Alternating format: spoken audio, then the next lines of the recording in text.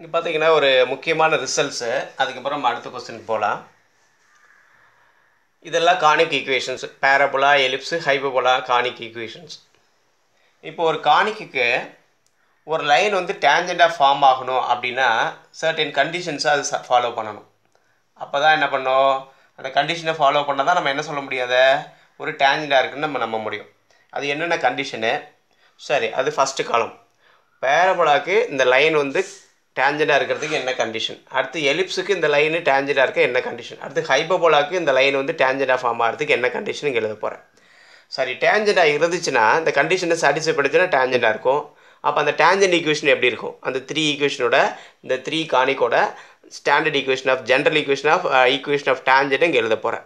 அடுத்து பார்த்தீங்கன்னா general form. அடுத்து பார்த்தீங்கன்னா அந்த டேஞ்சண்டாக இருக்கிறதுக்கு இது கண்டிஷனு, டேஞ்சண்டோட ஈக்குவேஷன் டேஞ்சண்டாக இருந்தால் அந்த டேஞ்சண்ட் ஈக்குவேஷன் இப்படி தான் இருக்குன்னு சொல்ல போகிறோம்.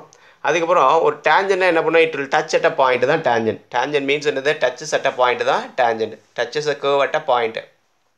அப்போ அந்த பாயிண்ட் எப்படி இருக்கும்? பாயிண்ட் ஆஃப் கான்டாக்ட்னு சொல்லுவாங்க. அந்த டச் பண்ணுற பாயிண்ட் ஆஃப் கான்டாக்ட்டு எதை ஃபாலோ பண்ணியிருக்கோம் அப்படின்னு இங்கே பார்க்க போகிறோம். சரிங்களா?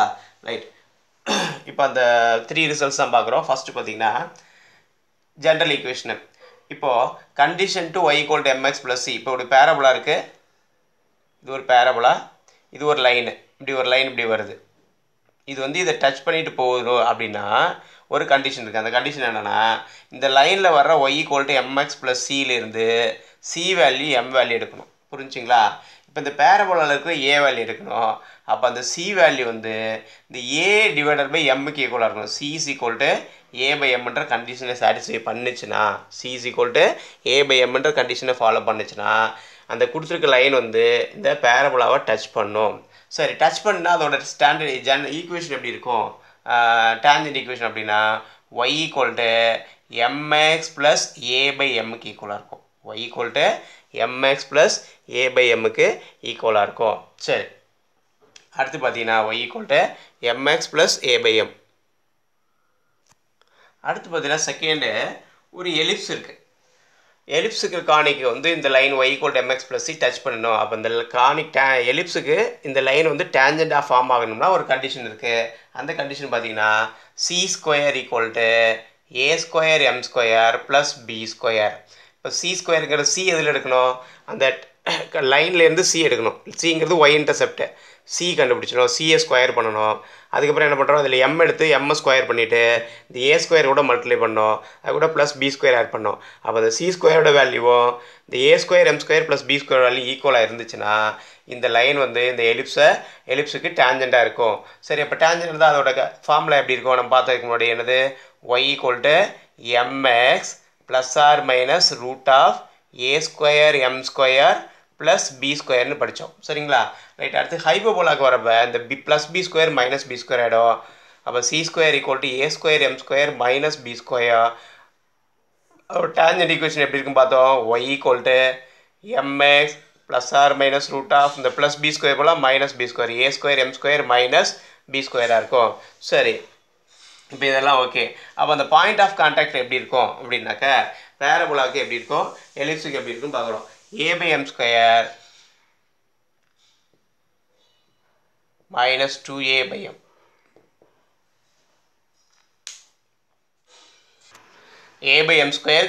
2a/m. சரிங்களா? என்னது? அப்போது பாயிண்ட் ஆஃப் கான்டாக்ட் எப்படி இருக்கும்? a/m², 2a/mனு இருக்கும். அடுத்து செகண்ட் பார்த்தீங்கன்னா நெக்ஸ்ட்டு பார்த்தீங்கன்னா அந்த point of contact for ellipse. எலிப்ஸுக்கு ஒரு லைன் வந்து டேஞ்சண்டாக இருந்தால் அந்த கண்டிஷனை சாட்டிஸ்ஃபை பண்ணும். சாட்டிஸ்ஃபை பண்ணால் அதோட டேஞ்சண்ட் ஈக்குவேஷன் எப்படி இருக்கும்? இதோட பாயிண்ட் ஆஃப் கான்டாக்ட் எப்படி இருக்குன்னு பார்க்க போகிறோம். அடுத்த ரெண்டுக்கு பாயிண்ட் ஆஃப் கான்டாக்ட் எழுதுறோம், நான் பார்த்துக்கோங்க. ஃபர்ஸ்ட் ஒன்று பார்த்தீங்கன்னா -a² m/c, b²/c. -a² m/c, b²/c தான் அதோட பாயிண்ட் ஆஃப் கான்டாக்ட். அடுத்து பார்த்தீங்கன்னா இங்கே +b² இருக்குது, இங்கே -b² இருக்குது. அப்போ அந்த +b² -b² மாற்றுங்க. -a² m/c, -b²/c.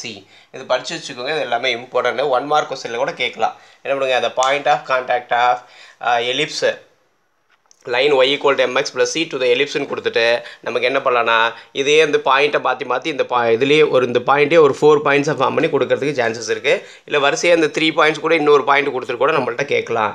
சரிங்களா? இம்பார்ட்டன்ட். இது எல்லாமே 1 மார்க்குக்கும் ரொம்ப இம்பார்ட்டன்ட்டு. அதனால் பார்த்து வச்சுக்கோங்க. சரிங்களா? பாயிண்ட் ஆஃப் கான்டாக்ட் வேணால் இந்த காலம் ஃபாலோ பண்ணுங்கள். ஈக்குவேஷன் ஆஃப் டேஞ்சருக்கு இந்த காலம். அடுத்தது condition to be a tangent. அந்த ஒரு லைன் வந்து ஒரு பேரபோலாக்கோ எலிப்ஸுக்கோ ஹைபோபோலாக்கோ டேஞ்சண்ட்டாக இருக்கணும்னா அது இந்த கண்டிஷனை தான் ஃபாலோ பண்ணியிருக்கணும். அதனால் இந்த 3 டேப்லெட் பண்ணி படிச்சுக்கோங்க. Very very important thing. Very யூஸ்ஃபுல்லாக இருக்கும். இப்போ அடுத்த கொஸ்டினுக்கு நமக்கு இப்போ தேவைப்படுது. அதனால தான் நம்ம சொல்லியிருக்கேன். நெக்ஸ்ட் கொஸ்டினில் பார்த்தீங்கன்னா கொஸ்டின் நம்பர் 3ல் நமக்கு எலிப்ஸ் கொடுத்துட்டு ஒரு எலிப்ஸோட ஈக்குவேஷன் கொடுத்துருக்காங்க, ஒரு லைன் கொடுத்துருக்காங்க. இப்போ அது டேஞ்சண்டான்னு செக் பண்ணணும். சரி, டேஞ்சண்டாக இருந்துச்சுன்னா அதோட பாயிண்ட் ஆஃப் கான்டாக்ட் என்னன்னு கேட்டிருக்காங்க. ப்ரீவியஸ் புக்கில் பார்த்தீங்கன்னா அது வந்து 10 மார்க்கில் இருந்துச்சு. அப்போ நமக்கு இருந்தது 5 மார்க்கில் வர சான்சஸ் இருக்குது. ஃபஸ்ட் கொஸ்டின் மாதிரி இந்த கொஸ்டின் ரொம்ப முக்கியமான கொஸ்டின், பார்த்து வச்சுக்கோங்க. இப்போ கொஸ்டினுக்கு போகலாம்.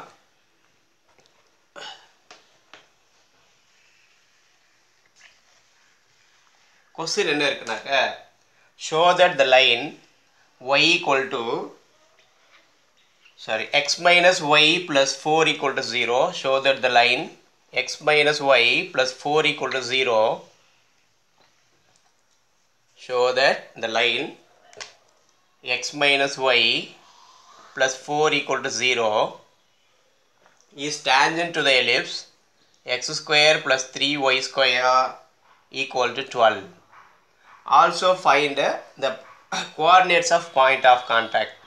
Also find point of contact. Coordinates of point of contact எல்லாம் ஒன்று தான். பாயிண்ட் ஆஃப் கான்டாக்ட் கண்டுபிடிக்கணும். ஃபஸ்ட்டு என்ன பண்ணோம், இது வந்து டச்சஸ்ன்னு சொல்லணும். புரிஞ்சுங்களா? டச்சஸ்னா இஸ் அ டேஞ்சன். இது வந்து டேஞ்சன்னு சொல்லணும். அதுக்கப்புறம் டேஞ்சனாக இருந்துச்சுன்னா அது அந்த டச் பண்ணுற பாயிண்ட் இருக்கும். அந்த பாயிண்ட் தான் பாயிண்ட் ஆஃப் கான்டாக்ட்.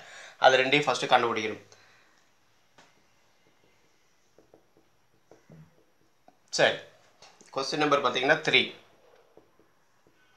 ரைட். இப்போ என்ன பண்ணுறோம் நம்ம, கண்டிஷன் 2 ஆன்சர் எழுதுறப்போ condition 2 y equal to mx plus c be a tangent to the ellipse x square by a square plus y square by b square equal to 1 is c square equal to a square m square plus b square. சரி, இப்போ இந்த ஈக்குவேஷன்லேருந்து a square b square கண்டுபிடிங்க. அப்போ divider by 12 போகிறோம். அப்போ divider by 12னா இந்த ஈக்குவேஷனில் x square by 12 plus 3y square by 12 equal to 1ன்னு வரும். அப்போ எக்ஸ் ஸ்கொயர் ஏ ஸ்கொயர்னு வரும். கம்பேர் பண்ணுங்கள் இந்த ஈக்குவேஷன் கூட. ஏ ஸ்கொயர் ஈக்குவல் டு இது என்ன சிம்பிளிஃபை பண்ணலையா, சிம்பிளிஃபை பண்ணுங்கள். எக்ஸ் ஸ்கொயர் பை 12 இது கேன்சல் பண்ணால் 4 plus y square by 4 equal to 1ன்னு வரும். Comparing these two equation, standard ஈக்குவேஷனை கம்பேர் பண்ணி ஏ ஸ்கொயர் பி ஸ்கொயர் கண்டுபிடிங்க. A square equal to 4 b square a square equal to 12 b square equal to 4 வரும். புரிஞ்சா? First என்ன பண்ணுறோம், இந்த ஈக்குவேஷன் எடுக்கிறோம். அந்த ஈக்குவேஷனை ரைட் சைடில் என்ன இருக்குது, 12 இருக்குது. அப்போ டிவைடர் பை 12 போகிறோம். டிவைடர் பை 12 ஒர்க் பண்ணோம்னா x square by 12 plus 3y square by 12 equal to 1. ஏன்னா ஸ்டாண்டர்ட் ஃபார்மில் கன்வெர்ட் பண்ணிட்டு தான் ஏ ஸ்கொயர் பி ஸ்கொயர் எடுக்கணும். அப்போ ரைட் சைடில் 1 வந்தால் ஸ்டாண்டர்ட் ஃபார்முக்கு வந்துடும். அப்போ என்ன பண்ணுவோம், அதை சிம்பிளிஃபை பண்ணிட்டா x square by 12 plus y square by 4 equal to 1. அப்போ ஏ ஸ்கொயர் ஈக்குவல் டு என்ன இருக்குது, 12, பி ஸ்கொயர் ஈக்குவல் டு 4னு வந்திருக்கு. ரைட். இப்போ நம்ம இதை என்ன பண்ணுறோம், ரெண்டையும் எடுத்துகிட்டு போய் ஏ ஸ்கொயர் பி ஸ்கொயரை இந்த கண்டிஷனில் சப்ஸ்டிட் பண்ணிக்கலாம். அடுத்து கண்டிஷனுக்கு என்ன வேணும், சி வேணும், எம் வேணும். இப்போ கொடுத்துருக்க லைன் எடுங்க. லைன் வந்து y equal to mx plus சின்னு மாற்றுங்க. கொடுத்துருக்க லைன் என்ன இருக்குது, x minus y plus 4 equal to 0. இதை வந்து y equal to mx plus சின்னு மாற்றுறேன். x ப்ளஸ் 4 ஈக்குவல் டு ஒய்ன்னு எடுத்துட்டேன். இப்போ ஆர்டர் எழுதுனா y equal to x plus 4. இது எந்த ஃபார்மெட்டில் இருக்குது, y equal to mx plus சின்ற ஃபார்மெட்டில் இருக்குது.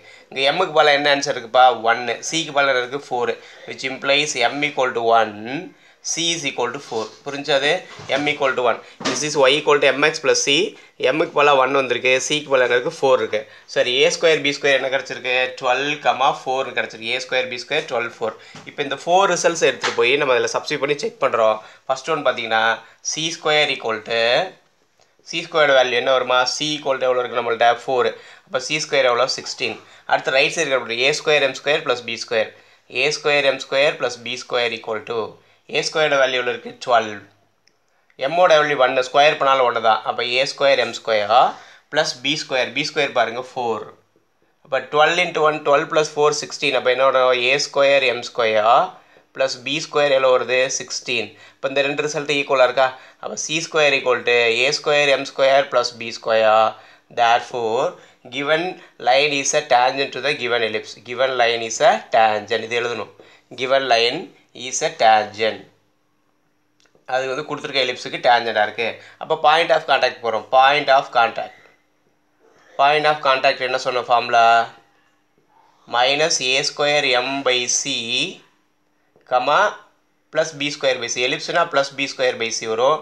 ஹைபோபோலானா minus b square by c வரும். இப்போ இந்த பாயிண்ட் நம்ம கண்டுபிடிச்சி சப்ஸ்டிட் பண்ணுறோம். என்னென்னலாம் வரும் நமக்கு? A square m by c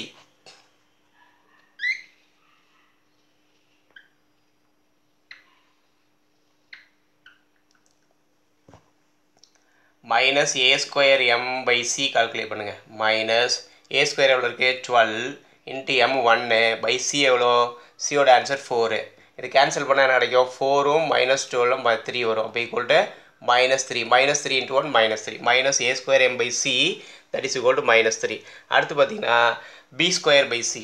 b square value எவ்வளோபா? 4 பை சியோட வேல்யூ எவ்வளோ இருக்குது? 4. தட் இஸ் ஈக்குவல் டு என்ன வரும்? 4/4 ஈக்குவல் டு 1. அப்போ therefore the point of contact பார்த்தீங்களா? பாயிண்ட் ஆஃப் கான்டாக்ட் என்ன வரும்?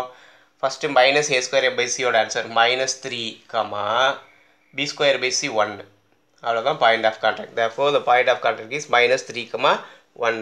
5 மார்க்கில் கேட்பாங்க. Very simple. ஜஸ்ட் அந்த வேல்யூஸை கண்டுபிடிக்கிறோம், சப்ஸ்டியூட் பண்ணி வெரிஃபை பண்ணுறோம். இங்கே வந்து சப்ஸ்டியூட் பண்ணி பாயிண்ட்டை கண்டுபிடிக்கிறோம். அவ்வளோதான். Very simple thing.